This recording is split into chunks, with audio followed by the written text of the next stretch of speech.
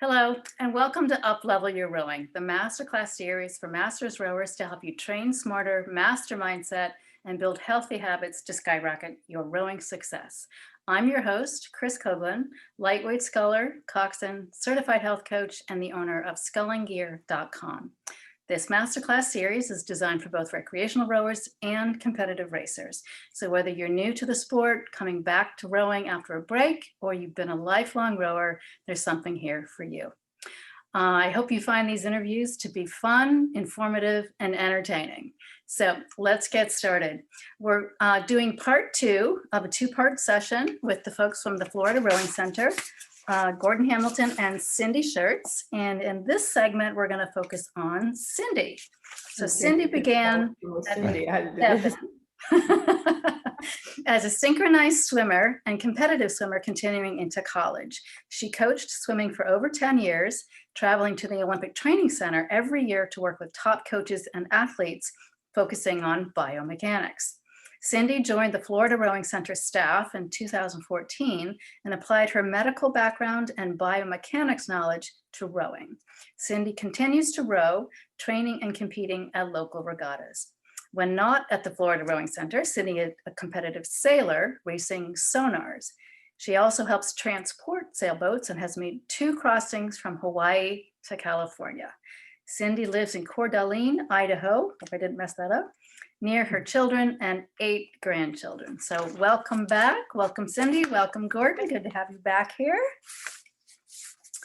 In the earlier segment, we talked about how we connected when I was doing my search for speakers, and I reached out to Gordon, and Gordon brought in Cindy, and I think the two of you make a fantastic interview. The play back and forth is really fun and entertaining and informative, which is what we're going for here. And in this session, we're going to talk about biomechanics.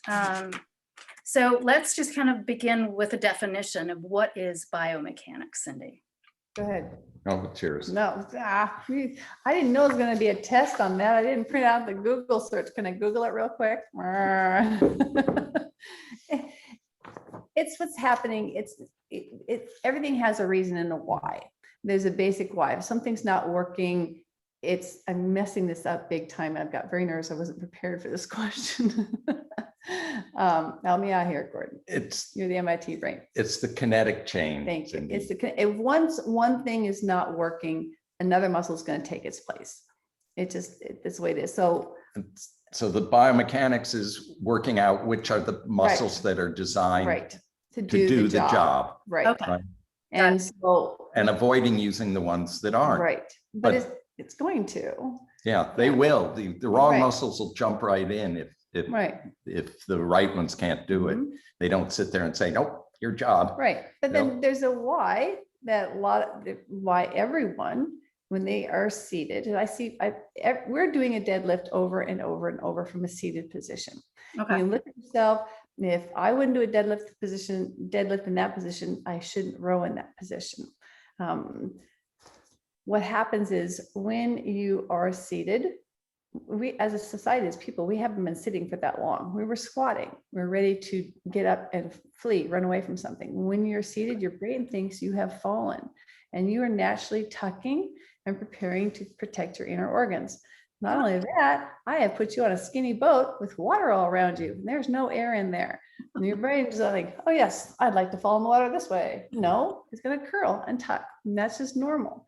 So that's a fear response. The natural body's fear response is to get smaller and protect. Okay, kind of round. Yes. Go to any cafeteria, church, everyone is sitting, tucked. And I think I sent you a little slide where it just seated posture. So whatever seated posture you have on land, that is a seated posture you are going to take to the boat. It just is. Let me see if I can bring that up. You need to sit on the front of your sits bones. So how you sit, if you sit tucked, you're not going to be able to activate the muscles in the correct order that you need to activate them. Okay. You're going to be quad dominant. So I'm going to share my screen. Okay. Just so we can get a little visual. There we go. Yeah, there it is. So the person on the right with the curved tailbone, that's usually how most people are seated. Yep. And it's not because they might want to sit like the person on the left, but their brain is telling them you've fallen and something might come and eat you. So, you know, we want to protect the inner organs, and it just happens. And if there was a loud noise, you'll see a crowd of people seated, they'll all tuck, right? They tuck. That's normal. But this is what people carry into the boat, Mhm. because that's what seated means to them. Right. And That's what we've been that's a big problem. That's why most people have very poor Right. posture in a boat, because they don't understand that sitting in a boat is not sitting on a sofa. Right. Okay. what And so this is not necessarily meaning that you have weak core muscles, which is why you're Yeah. hunching over. It's just where you're positioning Right. your body. Your brain will override your flexibility in order to keep you safe. Yeah. It's all about keeping you alive. And if the angles are wrong back there, you Mhm. can't Right. you can't stabilize your pelvic Yeah. girdle. You're now quad dominant. Your Okay. quad and hip flexors have overpowered your glutes and hamstrings. So you can't use them even if you wanted to. So No. this is It changes up. biomechanics. Yeah, so you Okay. can see the shoulder on the right, you can see the shoulders forward, and he's gonna be using the traps instead of the lats. Okay. And anytime the spine's rounded, the discs are gonna go out, then they're gonna go back in, they're gonna go out and back in. And you know, maybe my body can handle that for a few years. It's like brushing my teeth. I can maybe brush my teeth twice a week for a few years, but after a few years, I'm gonna be bad.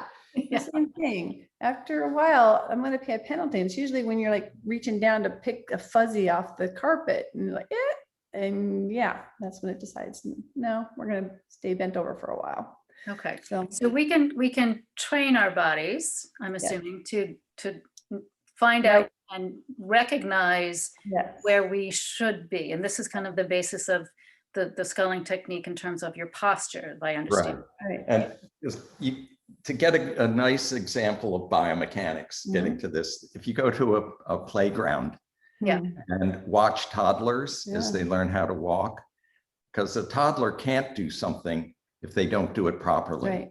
You know, if they don't figure out how to engage their glutes, they're not going to have any pelvic girdle stability, and they're always tipping over until they they are very figure that out. Yeah. And it's just a tip over. But then when Right. they figure it out and they get the shoulder girdle stability, you see them move like these beautiful little wild animals. Mhm. But this window's very small, Yep. because soon they learn how to abuse themselves. Mm.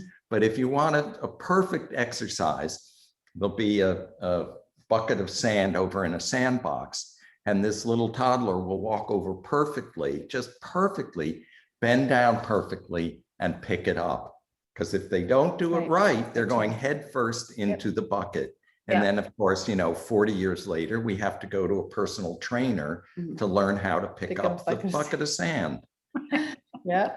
because we just learn how to do it wrong, and the wrong muscles take over. Right. And then you have to develop a pathway, and then you have a pathway in your brain, and it's very comfortable. So that's biomechanics Okay. in a nutshell. So, Uh, the weakest muscle in the lower chain, responsible for more injuries from the waist down, is the gluteus medius, and it feels more like a back muscle than a glute. And most people have no idea where this is. People that do have it activated don't realize that, oh, that's the gluteus medius. And so I've got some slides there. And you have to know where this muscle is. If you do not know where your gluteus medius is, then the rest of the kinetic chain is going to be off. And most people, so that's a good. is this the right one? Yep, that would be good. Yep. Okay. And actually start with the primary function of the gluteus medius. So Okay. down, yeah, that one. There we go. Yep. So the primary function of the gluteus medius is to stabilize the pelvis and femur during dynamic activities. And then the next one, I'm not sure where the next one is. Hopefully, I think I'm missing a slide there, it looks like. Okay. Oh, no, well. Okay, but basically when your glutes and hamstrings overpower. So this slide right below the two boys that are standing there, Yeah. that one there, Yeah. right below the boys. Yeah, that one. There we go. Those are your powerhouse and most fatigue resistant muscle. Go down one more slide. Quad dominant occurs when your quads and hip flexors, and there's two of them, one right on kind of top of if you take your thumb and you put it right kind of in your groin and run it right across the top, most people will feel that top tendon, and that one just will fire all the time. If that's firing, that will overpower your glutes and hamstrings. And that's when you see that tailbone tucking underneath. And you have to sit in the correct position in order to allow them to deactivate. Because if you're tucked, they're going to fire and you're going to start pulling yourself up the slide and you're going to, as you come to the release, you're going to tuck underneath, your knees are going to be wobbly. You're going to be on ligaments in the hips. And so there's a physician that did a really interesting study. He wanted to show how elite athletes had the ability to fire muscles quickly. And as they did the study, they found out they had the ability to deactivate the opposing or antagonistic muscle group quickly. So if I'm flexing my bicep and I said, okay, I want you to now activate your tricep, but don't move your arm. Well, you can't. You've got to release the bicep. So same thing. I have to learn how to release the hip flexors if I want to activate the gluteus medius.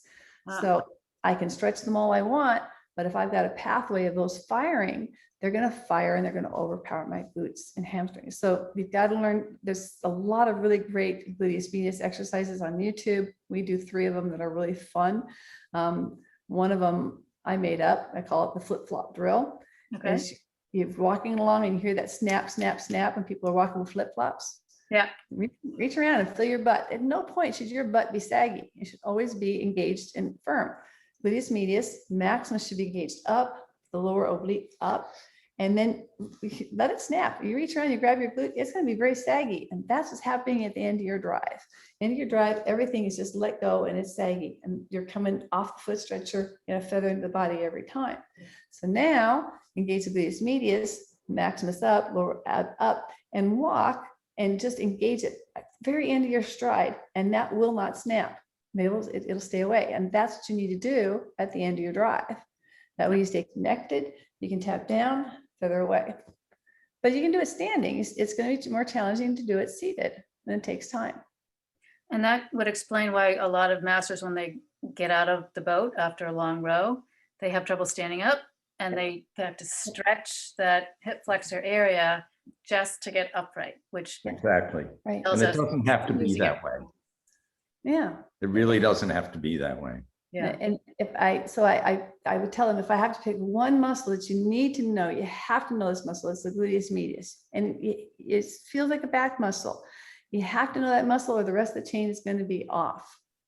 And it's much higher than you think it is. So if you go to the 2 little boys, Yeah. 2 teenage boys that are just standing around and looking at birds, you can see the boy on the left, he's got that indentation, that muscle right above that. That is his gluteus medius. Ah, And the maximus is engaged up. It's up. The boy on the right, you can just see that our glutes should be that firm all the time. They that'd be don't. awesome. Yeah. And the boy on the right, his lats fall into place. You don't have to work to draw into place. You have to get the glutes in the proper sequence, and the lats will fall into place. The minute you lose the glutes, your shoulder's going to roll forward. You're going to be on the traps instead of the lats. Got it. Okay. Got it. So when we get into our boat, Mhm. how do you direct people to know that they're seated properly before they even start rowing? So, I wish I had a water bottle. Usually I have a water bottle. So here's the little hole in the seat. And if I'm facing this way, I still want your sits bones in the hole of the seat, but I want you sitting on the front of the sits bones. And since I'm 60 and old, I will stick my finger underneath their sit bone and I'll put it right on the front of their sits bone. I say, okay, now I want you to put pressure on that part, because sometimes they just don't really know what I'm talking about.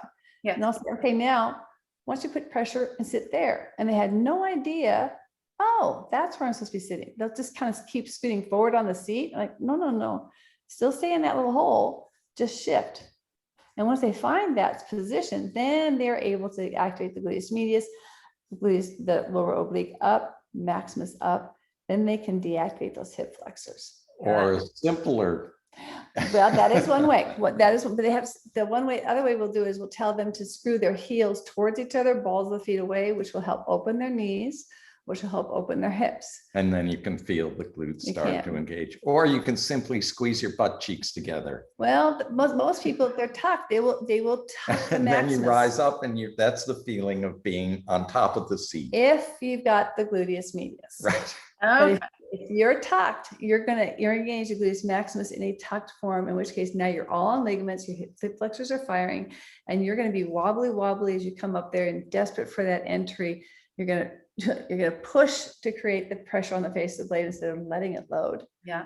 And the first motion is going to be your body opening, and you're going to miss out on that. You want to have a leg drive first, and then the body opening. Okay, got it. Gluteus medius. Good question. Gluteus medius. So I would imagine for some people, it's going to feel like a lower back arch, just because in contrast to being rounded. Contrast that you Great want to guard will- against that. Yeah. lower arch than, In contrast, you want to Yeah. lift more than. Yes.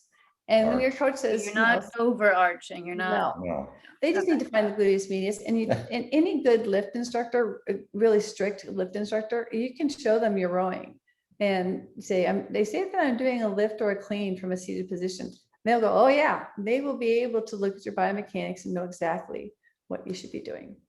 All right, so get your sit bones in the holes. On the front, of them. Yeah. And if And you need to pull the flesh out from Screw the underneath, heels together pull the Screw the flesh heels out. in an together. isometric fashion. Just in a nice, roll the eyes to the top of your head. Yeah. But just in an isometric sort of way, press the heels in towards each other, Mhm. Okay. right? And then you're going to feel you're rising up on top Now of the seat. And now you've got that connection that you're looking for. And the thing that you want to just never sit in the seat. Where you sit in the In seat is the when boat. you tuck. When you tuck, you'll feel yourself drop down into the seat. Yeah. Your knees tell you a story. If you see your knees come in or hyperextend, that the hip flexors are firing and you're on your quads and hip flexors. You're not using your glutes.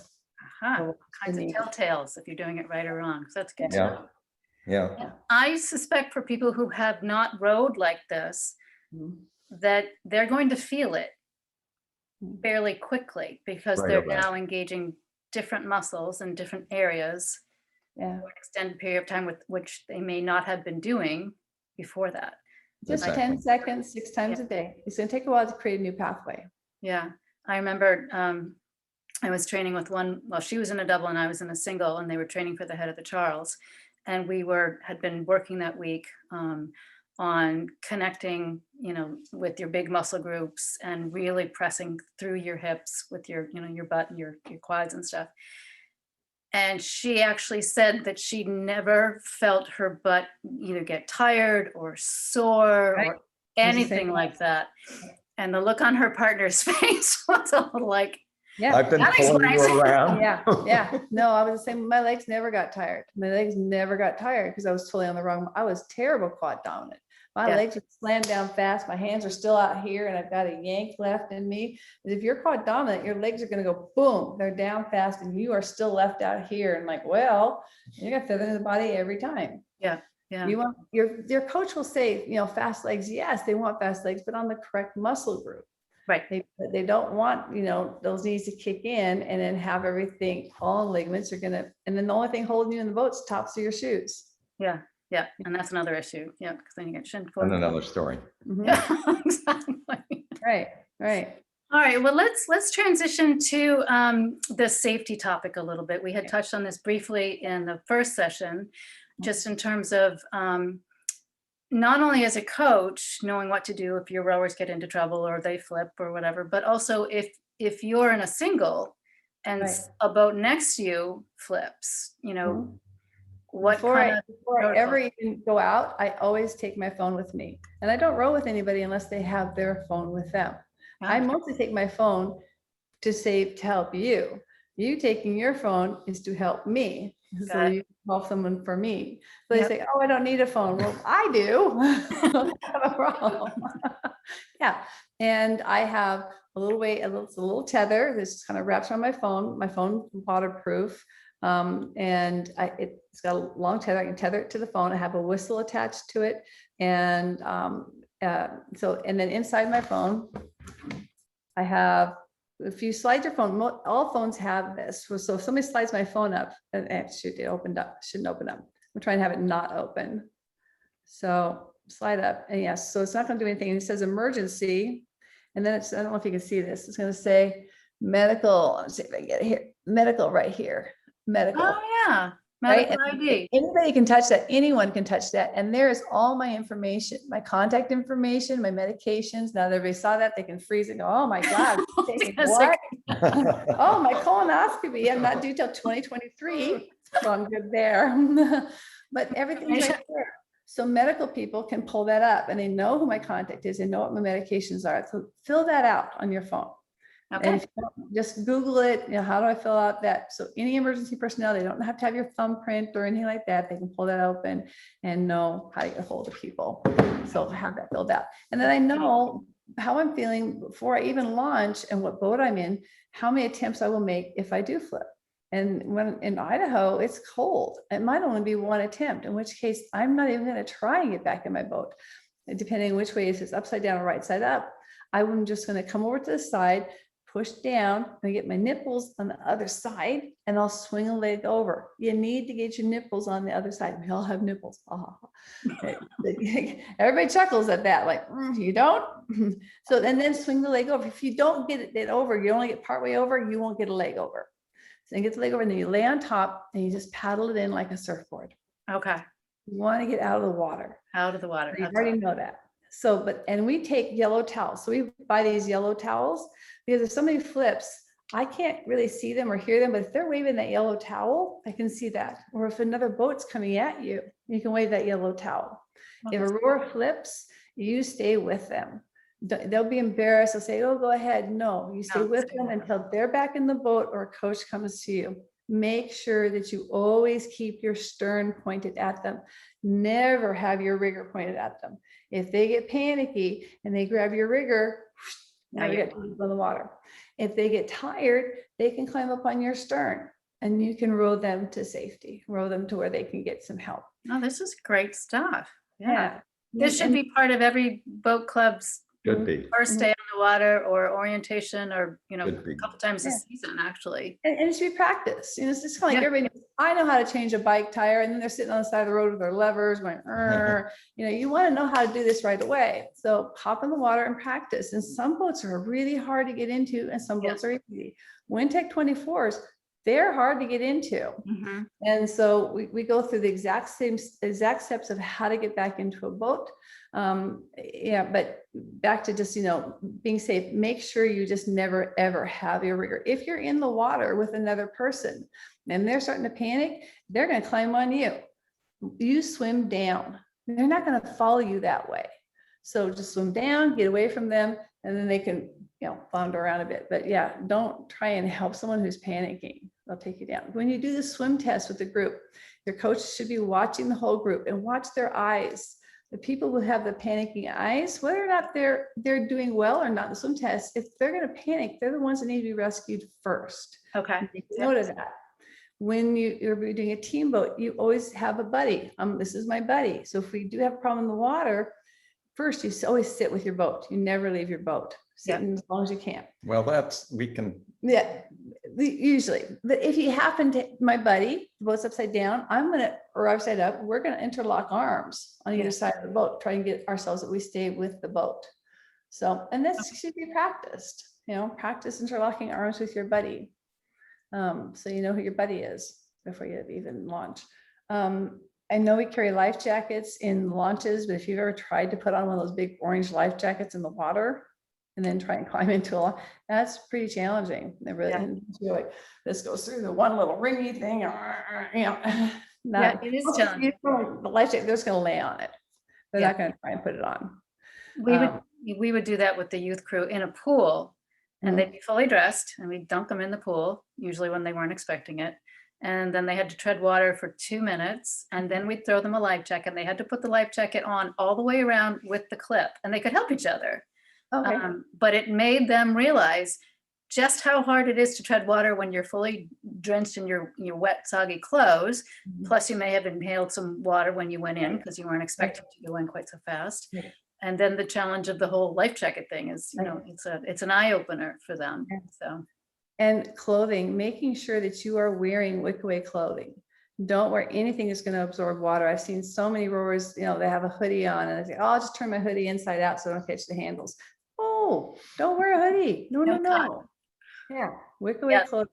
And you should always have high vis on. Part of your clothing should be high vis something, be visible. High vis hat, high vis sleeves, so you can be seen. Yeah. Too many oopsies out there and people that aren't paying attention. So And people don't realize that sort of late afternoon when the sun gets kind of glary, it's really hard to see. And this is whether you're driving or whether you're rowing, but particularly in the water, when you've got the glare on the water and you're in a white boat in a glary situation, they really can't see you. Right, Um, right. I mean, you might have the right of way, but dead right. Yeah. So, yeah. It's just, yeah, and watch out. Just make sure if you go out by yourself, make sure you tell someone and what time you plan to be back so they know to be looking for you and where you're going to go exactly. Yeah. We lost a rower just a few weeks ago here in Florida. But yeah, things happen. They're called accidents, not purposes. Yeah, yeah. Here. Getting back in a boat, we teach some very specific technique, because usually it's just this little tiny lightweight, college kids like boop. Well, more mature women have hips and thighs that we need to get into the boat. Mhm. And I see a lot of rowers that they'll exhale, and now they got to haul all that up into a boat. They take an inhale, take a breath, hold it, and then use that little bit of buoyancy to help get you up. And you need, again, to get your nipples on the other side of the boat. Keep this hand close, because you're going to do a push-up and you're pushing here, and I see the hands drift, drift, drift. Now I've got no leverage. Right. It's really hard. Back to the boat here. And then once my nipples on the other side, I'm going to swing my bow side hip underneath me. And this has got to be right here, so I can just turn and sit side saddle. We go through all those steps, and I've yet to have anybody not get back into a boat. I know, it's amazing. I mean, and typically I'm not a fan at all of the big captain's test with the flip test that you have to do in order to be able in a lot of clubs. Yeah. And I just find it extraordinarily prejudicial against women, Yeah. because 60% of women can't do it. Yeah. But they No. can learn in this proper method. And as Cindy says, well, we shouldn't say nobody, but everybody can do it. Yeah. Right. But there is Everybody. The hand has to If be you here, learn not the here. mechanics. Yeah, there's very specific places you need to put your hand. And then there's some boats that I And like. it's not intuitive. No. No, I like that idea, because it gives them an alternative. And maybe if you can't get all the way into the boat, you can at least get out of the water. That's the big thing. That's the first thing we have them do, is we have them, and some people come to the very end of the boat and try and push it underneath them. No, you have to come to the side, push it underneath you, and then swing a leg over. Okay. And you have to kind of practice that. Every boat's different. Yeah. Some boats flat float do it better when they're on their, it just depends on the shape of the hull, but usually. Where the riggers are. Yeah, it just, and it has to be practiced. So, hey, in this boat, this is the cockpits are really weird shape. I only got one shot at getting in. And so the very first thing when you flip, don't try and get in right away. You exhale. You're going to get a shot of cortisol and adrenaline, and you need to let that pass. So 2 exhales. Okay. Just to let that pass. Regroup. So one of the things that happens with females is we get that shot of cortisol, and guys and men, that'll flush out of their system in 20 minutes to 2 hours. In females, that'll stay in our system up to 3 days. And that's why we don't get over it. There we go. There we go. I'm learning all kinds of stuff from you guys. Some slack. There you are. That Yeah. explains a lot, actually, not just about rowing, but just about Exactly. challenging, stressful situations and people being unable to kind of Think. get over it or calm down or Right. sleep or relax because Right. they're still hanging on to that. So, but it's a chemical thing. It's not Exactly. weak. So In fact, so one of the things we'll talk about is your launching. Your launching can affect your entire row. And you get one person that just barks something at you with that little shot and So practice your launching sequence so you have it down. And, it's important. I like that idea. And I had been talking with Vernie Grostas as one of the speakers, and her topic was all about performance routines, which is what she calls them, which is basically building habits of, and this is particularly for racing, but it can be for performance, it could be for giving a speech, it could be for whatever it is that you need to do.